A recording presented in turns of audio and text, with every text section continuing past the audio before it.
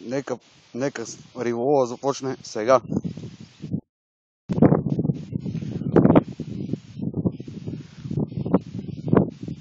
Ето е пувката. Вече имаме риба.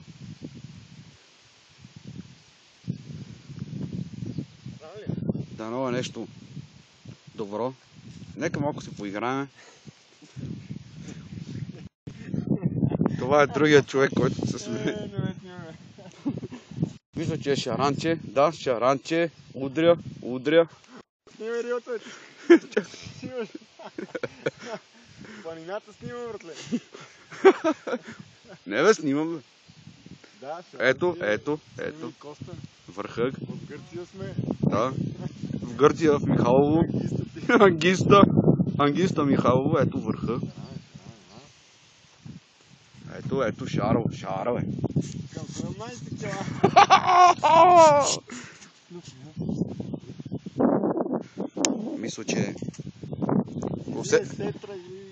Мисля, че се закачи.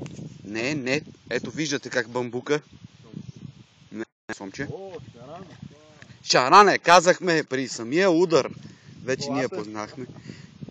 Това е диваче. Виждате за какво става въпрос, дами и господа. Самия връх. Ето ви отсреща колегата, който е с една малка пръчка.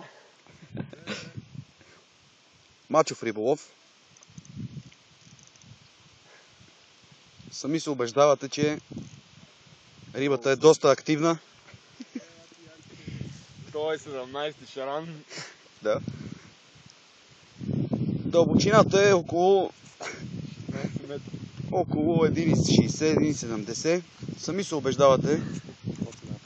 Големината на рибата е около 4,5 кг. Не може да влезе в кепа, но той сам се заби. Ето, виждате сами. Убеждавате се. Хубаво шаранче. Да. Самото предаване Хоби ТВ. Ето. С Кирил Бахаров и Лазар Бахаров. Да. Надяваме се, че днескашния риболов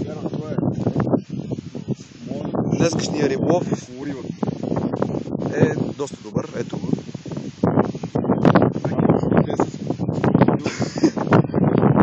2 кг. Основно... Не се лъжат от външния размер. Не, оставете го, ще отиде на едно место. Да, външния размер.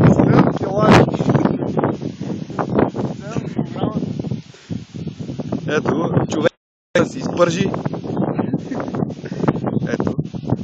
Сами се убеждавате, че захранката работи. Как си?